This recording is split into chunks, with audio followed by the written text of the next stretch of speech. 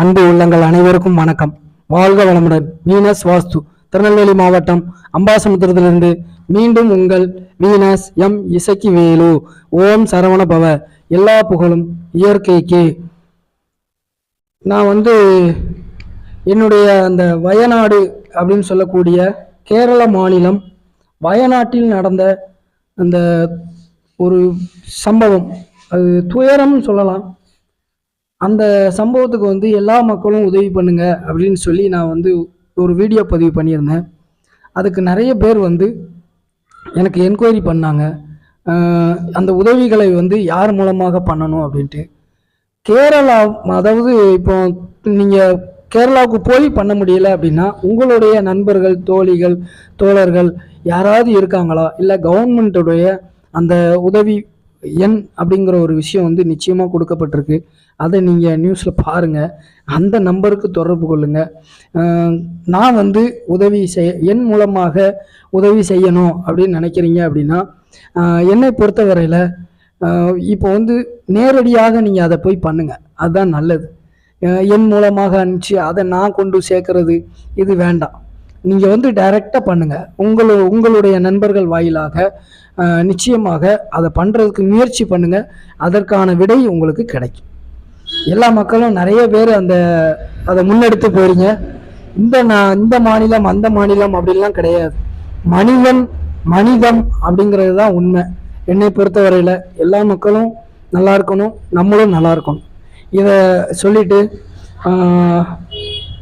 இன்று நான் பார்க்கக்கூடிய ஒரு அற்புதமான விஷயம் என்னன்னு பார்த்தீங்கன்னா, ஹால் அப்படின்னு சொல்லக்கூடிய ஒரு வீடு. அந்த வீட்டில் மெயின், அதாவது ஒரு வீடு அப்படின்னாலே ஒரு ஹால் அப்படிங்கிற ஒரு விஷயம் எல்லாருமே வைக்கிறது வழக்கம். அப்போ ஒரு ஹால் அப்படின்னாலே இந்த வடக்கும் கிழக்கும் தான் மெயினாக பார்ப்பாங்க. அந்த வீட்டு என்ட்ரன்ஸ் ஆன உடனே ஒரு ஹால் இருக்கணும். அந்த ஹால் தான் மிகப்பெரிய அளவில் எல்லா வீடுகளிலும் இருக்கக்கூடிய ஒரு அமைப்பு. அப்போ அந்த ஹாலில் பூஜை அறை வைக்கலாமா வைக்கக்கூடாதா ஒன்று.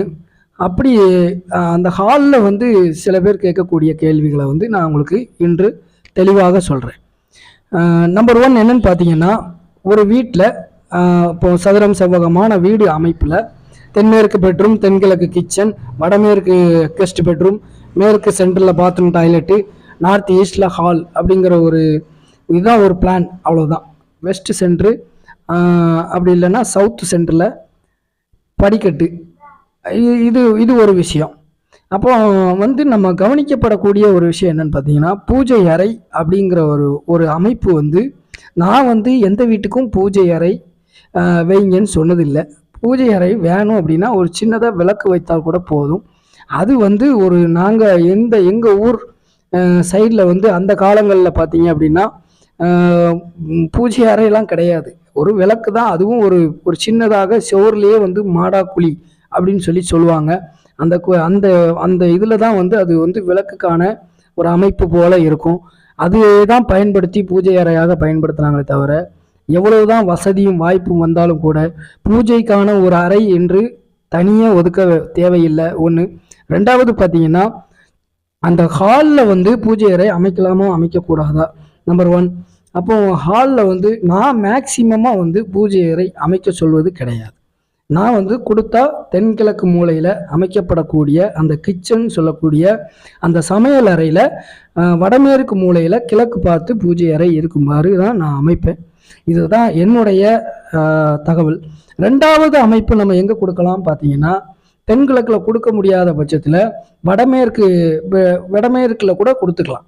அது ஒன்றும் தவறில்லை. இப்போ ஒரு ஏணிப்படிக்கு கீழே, பாத்ரூம் சைடில், இதெல்லாம் நிறைய கேள்விகள் வச்சுருந்தாலும் கூட வடமேற்கு மூலையில் அமைக்கக்கூடிய அறையில் நான் கொடுப்பேன்.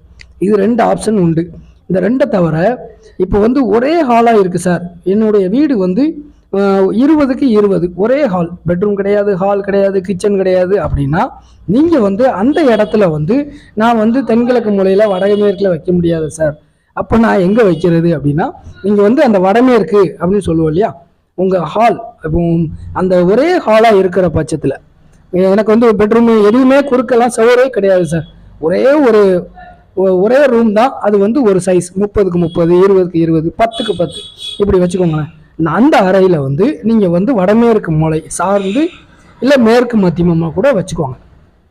வடமேற்குக்கு போயிருங்க, அவ்வளோதான். மேற்கு வந்து மேற்கு மத்தியமம் சொன்னால் தென்மேற்குக்கு வந்துடுவாங்க. அப்போ வந்து நீங்கள் வந்து வடமேற்கு சார்ந்து மூளையை ஒட்டாமல் உடனே மூளைன்னு ஒன்று நேராக மூளையில் கொண்டு போய் அந்த பூச்சியறை தள்ளாமல் அந்த வடமேற்கு சார்ந்து மேற்கு சுவரில் நீங்கள் வந்து ஒரு சின்னதாக அமைச்சா போதும், பெரிதாக அமைக்க வேண்டிய தேவையில்லை. அப்போ அதை கிழக்கு நோக்கி அமைச்சுக்கோங்க, ஒன்றும் தவறு கிடையாது. ஆனால் இப்போ ஒரு வீட்டில் பெட்ரூமு, கிச்சன், ஹால் இருக்குதுன்னு வைங்க. ஆனால் அந்த ஹாலில் வந்து பூஜை அறை அமைக்கலாமா அமைக்கக்கூடாதுன்னா முடிந்த வரை வந்து அமைக்காமல் இருப்பது நல்லது. இவ்வளோதான் நான் சொல்ல முடியும். ஏன் சார் அமைக்கக்கூடாது அப்படின்னா, நீங்கள் இப்போ ஒரு செட்டப் அந்த அறைக்கு அது வடமேற்கு மூலையாக இருந்தாலும் நான் மொத்தமாக பார்க்கும்போது அது வந்து ஒரு நார்த் ஈஸ்ட் அப்படிங்கிற ஒரு விஷயத்தை தான் நான் பார்க்குறேன். அதனால் மேக்சிமமாக நீங்கள் வந்து எனக்கு வாய்ப்பே இல்லை சார், அமைக்கக்கூடிய வாய்ப்பே இல்லை அப்படின்னா நீங்கள் அந்த பூஜை அறையை வந்து வச்சுக்கோங்க, ஹாலில் வந்து வடமேற்கு சார்ந்து வச்சுக்கோங்க. அதுக்காக முடிந்தளவு தவிர்த்துருங்க. இப்போ இடம் இல்லாத ஒரு வாய்ப்பு நமக்கு வந்து ஒரு இதுதான் ஆப்ஷன் அப்படிங்கிற இடத்துல நிறைய பெரிதாக அமைக்காமல் அது ஒரு சின்னதாக ஒரு விளக்கு வைக்கணுமே. இப்போ நான் சொன்னேன் இல்லையா, எங்கள் வட்டார மக்கள், திருநெல்வேலி மாவட்ட மக்கள் வந்து எங்கள் மாவட்ட மக்களை போல சில நுணுக்கமான விஷயங்களை வந்து நான் வந்து இந்த வாஸ்து பயணத்திற்கு பின்ன கற்றுக்கிட்டேன். அதனால் சொல்கிறேன். அப்போ நீங்கள் வந்து எல்லாருமே வந்து அந்த ஹாலில் பூஜை அறை வைப்பதை தவிர்த்துருங்க முடிந்தால். அப்படி அந்த தவிர்க்க முடியலை, வீட்டுக்குள்ளே என்ட்ரன்ஸ் ஆன உடனே பூஜை அறை தான், வேறு வாய்ப்பு இல்லை அப்படின்னா நீங்கள் வடமேற்கு மூலையில் சின்னதாக ஒரு அமைப்பை வச்சுக்கலாம், ஒன்றும் தவறில்லை. ஆனால் இது ப்ரிஃபரன்ஸ் தான். உடனே வீனஸ் வந்து சொல்லிட்டாரு நம்ம ஹாலில் வடமேற்கில் வச்சுக்கலாம் அப்படிலாம் கிடையாது. தவறு இதுதான் தவறு. அதுக்காக சஜஷன் சொல்கிறாங்கக்காக அவர் இப்படி சொன்னார் அவர் இப்படி சொன்னார்னு தவறை கொண்டு போய் வாஸ்து நிபுணர்கள் மேலே போடுறத தயவு செய்து விட்டுருங்க. அப்புறம் பார்த்தீங்கன்னா ஹாலில் வந்து பூஜை அறை அப்படிங்கிற ஒரு விஷயம் வந்து நிறைய பேர் வந்து பெரும்பான்மையான வீடுகளில் நான் பார்த்த வீடுகளில் வந்து ஹாலில் பூஜை அறை இருக்குது, இல்லைன்னா சொல்ல முடியாது. இனிமே என்னுடைய வீடியோ பார்க்குறீங்க, இனிமேல் பார்க்கக்கூடிய நண்பர்கள் வந்து இப்போ இதுவரை என்ன ஃபாலோ பண்ணிட்டு இருக்கீங்கன்னா இதே போல் தவறுகள் வந்து வேண்டாம். பூஜை அறை இல்லை சார் எனக்கு வந்து அது வந்து நன்மை தருமா அப்படின்னா ஒன்றும் பண்ணாது. நீங்கள் பாட்டு உங்கள் வேலையை பாருங்கள். பூஜை அறை அப்படிங்கிறது வந்து உங்கள் வீடு தான் எல்லாமே. உங்கள் வீடு தான் வந்து உங்கள் வீட்டின் அமைப்பு தான், அதில் எல்லாமே இருக்கும். அதனால் இயற்கை தான் எல்லாமே. இயற்கைக்கு மிஞ்சின ஒரு சக்தி அப்படிங்கிற ஒரு இயற்கை தான் இறைவன். அதை நீங்கள் புரிஞ்சுக்கணும். எல்லா மக்களுமே வந்து இந்த கேரளா வயநாட்டில் இருக்கிற மக்களுக்கு வந்து உதவி பண்ணுங்க, தயவுசெய்து கொடுக்குற பழகுங்க.